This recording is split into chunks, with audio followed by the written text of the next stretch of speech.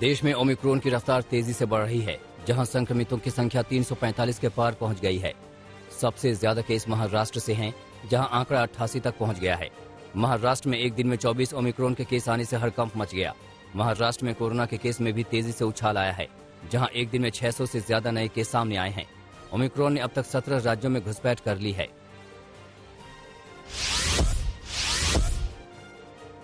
देश में कोरोना के नए वेरिएंट ओमिक्रॉन के बढ़ते मामलों के बीच कल प्रधानमंत्री नरेंद्र मोदी ने हाई लेवल रिव्यू मीटिंग की। इसमें स्वास्थ्य विभाग के अधिकारी और दूसरे कई विभागों के अफसर मौजूद थे। इस दौरान ओमिक्रॉन के बढ़ते मामलों पर लगाम लगाने को लेकर चर्चा हुई। केंद्र ने ओमिक्रॉन के खतरे को लेकर कोविड-19 की स्थिति और तैयारियों की समीक्षा की। साथ ही राज्यों को सतर्क रहने की सलाह दी गई है। राज्यों से कहा गया है कि कोरोना के खतरे को हल्के में न लें। साथ ही नए पॉजिटिव केसों के साथ ही इसकी वृद्धि दर पर भी बारीकी से नजर रखें। कोरोना से बचाव के लिए सभी जरूरी बातों का ध्यान रखें। कोरोना के मामले बढ़ते देखकर मध्य प्रदेश सरकार ने नाइट कर्फ्यू लगाने की घोषणा की है। एमपी में अब रात 11 बजे से सुबह 5 बजे तक आवाजाही पर रोक रहेगी। मुख्यमंत्री ने लोगों से सोशल डिस्टेंसिंग फॉलो करने, मास्क पहनने और कोरोना से बचाव के सभी उपायों का पालन करने की अपील की है। एमपी सरकार ने साफ किया है कि अगर जरूरत पड़ी तो और सख्ती बरती जाएगी। अरविंद केजरीवाल ने भी कोरोना पर बैठक की, जहां तीसरी लहर की आशंका को देखते हुए तैयारियों पर मंथन हुआ। केजरीवाल ने कहा कि दिल्ली ने 3 लाख टेस्ट रोज करने की क्षमता हासिल कर ली है। रोजाना 1 लाख मामलों को संभाल सकते हैं। हालांकि केजरीवाल ने अपील की कि संक्रमित होने पर अस्पताल जाने की जल्दी न दिखाएं।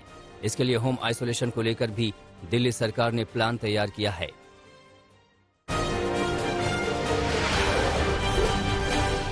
महाराष्ट्र में कोरोना को लेकर लगातार फिक्र बढ़ती जा रही है। उद्धव सरकार आज नई गाइडलाइंस जारी करने जा रही है। इसमें कुछ और पाबंदियां लग सकती हैं। धारा 144 जैसे फैसले पहले ही हो चुके हैं, लेकिन महाराष्ट्र में ओमिक्रॉन केस की तादाद लगातार बढ़ती जा रही है। सबसे ज्यादा 88 केस अकेले महाराष्ट्र में ही है। अक्टूबर महीने में देश में कोरोना के पहले केस की जानकारी मिली थी। 18 दिसंबर को भारत में ओमिक्रॉन का 100वां मामला सामने आया था। 21 दिसंबर को आंकड़ा 200 मरीज के पार जा पहुंचा और महज 2 दिन के बाद यानी 23 दिसंबर को भी ओमिक्रॉन वायरस ने 300 मरीजों तक अपना संक्रमण फैला दिया। मतलब ये है कि पहले से 100 तक पहुंचने में ओमिक्रॉन को सिर्फ 16 दिन लगे, लेकिन 200 से 300 का आंकड़ा छूने में इस वायरस को सिर्फ 2 दिन का ही फासला तय करना पड़ा। ओमिक्रॉन अपने पैर पसार रहा है, लेकिन दिल्ली हो या फिर भोपाल, जयपुर हो या फिर गोवा, हर जगह लोग ना तो सोशल डिस्टेंसिंग का पालन कर रहे हैं और ना ही लापरवाही छोड़ रहे हैं। दिल्ली के मशहूर सरोजिनी नगर मार्केट में भारी भीड़ देखी गई। यही हाल सदर बाजार का है। दिल्ली सरकार की सख्ती के बावजूद यहाँ के बाजारों में लापरवाही कम होती नजर नहीं आ रही है। भोपाल में भी भारी भीड़ है। सर्दियों में पर्यटकों की पहली पसंद गोवा में भी सैलानियों की भीड़ जुट चुकी है और यही हाल जयपुर का है।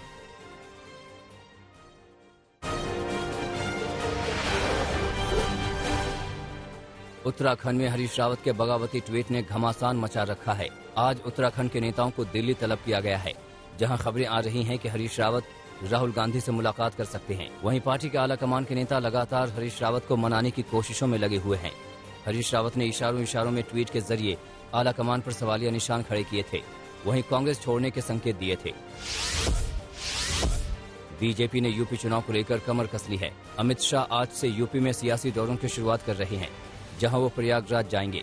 अमित शाह 10 दिन में 7 दिन यूपी का दौरा करेंगे। शाह इस दौरान अयोध्या में रामलला के दर्शन भी करेंगे और रोड शो भी करेंगे। वो अपनी इस यात्रा के दौरान करीब 140 विधानसभा क्षेत्र को कवर करने के लिए 21 सभाएं और 3 रोड शो करेंगे।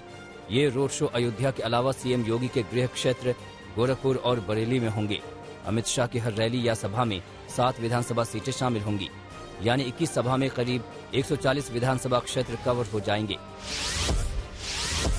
पंजाब के लुधियाना के जिला कोर्ट परिसर में धमाके की जांच एनआईए कर रही है।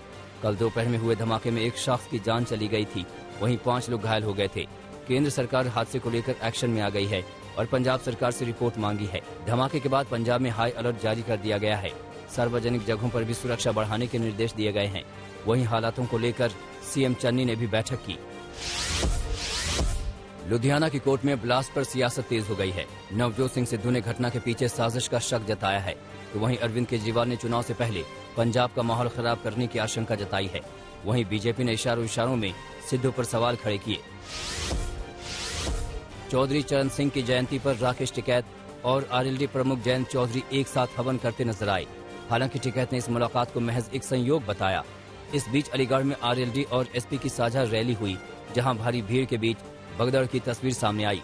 हालांकि इस रैली में अखिलेश यादव शामिल नहीं हुए। डिम्पल यादव और बेटी के कोरोना पॉजिटिव होने की वजह से अखिलेश ने खुद को रैली से दूर रखा।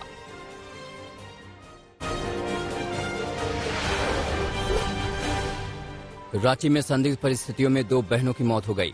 बताया जा रहा है कि दोनों ने जहर खाकर खुदकुशी की है। मामला नामकुम थाना इलाके का है। जानकारी के मुताबिक शाम को बड़ी बहन का बर्थडे था।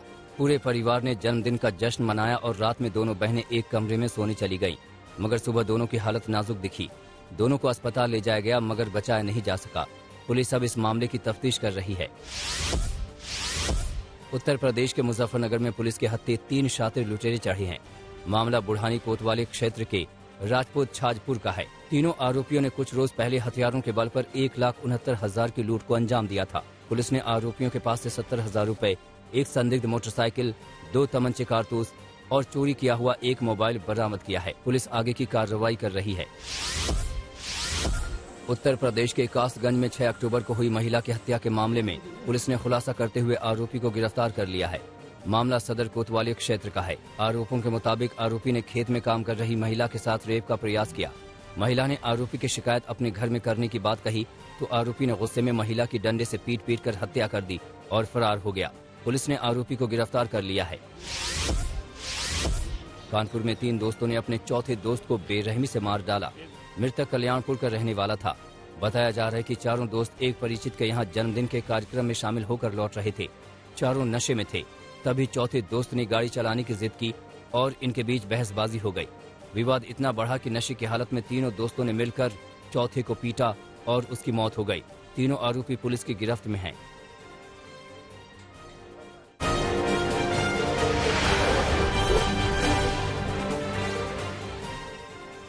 रूसी राष्ट्रपति व्लादिमीर पुतिन ने यूक्रेन को लेकर बड़ा बयान दिया है। कहा, मौजूदा हुकूमत के साथ अच्छे रिश्ते रखना असंभव है।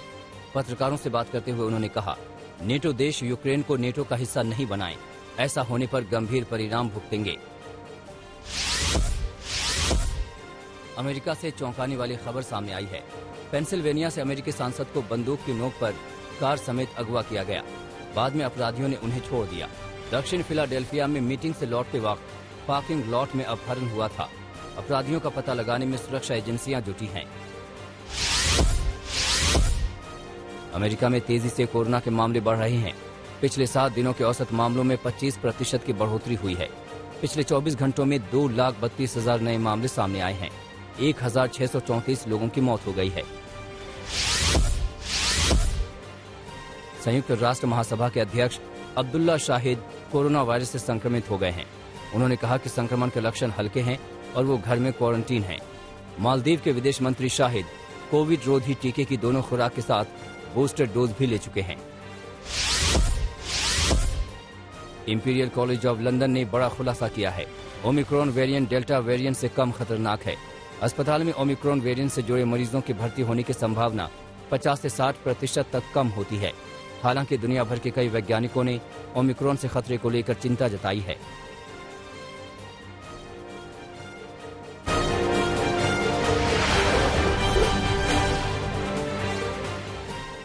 कोरोना मामलों में तेजी आने के बाद ऑस्ट्रेलियाई राज्य न्यू साउथ वेल्स में नई पाबंदियां लगाई गई।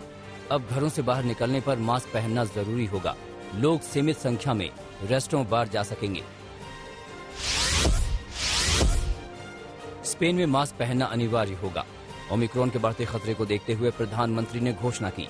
रोजाना यहां 50 से 60 हजार नए कोरोना के मामले सामने आ रहे हैं। फिलहाल तारीखों का ऐलान नहीं किया गया है। ओमिक्रॉन वेरिएंट के बढ़ते मामलों को देखते हुए बेल्जियम की सरकार ने पाबंदियों का ऐलान किया है। सिनेमा हॉल, थिएटर, स्पोर्ट्स सेंटरों को क्रिसमस के फौरन बाद बंद किया जाएगा। कई और पाबंदियों के ऐलान की संभावना जताई जा रही है। म्यांमार में जेड खदान में कई लोग फंसे हैं। एक शख्स की मौत हो गई है। और कई लापता हैं। 50 से ज्यादा लोगों के मारे जाने की आशंका जताई जा रही है। भूस्खलन के बाद खादान के धंसने की घटना हुई थी। अर्जेंटीना की राजधानी ब्यूनस आयर्स में एक्सटेंशन रिबेलियन ग्रुप से जुड़े लोगों ने कैट वॉक करके प्रदर्शन किया। कपड़ा उद्योग से हो रहे कार्बन उत्सर्जन के खिलाफ ये प्रदर्शन हुआ। ब्यूनस आयर्स में मौजूद ज़ारा स्टोर के बाहर ये प्रदर्शन किया गया।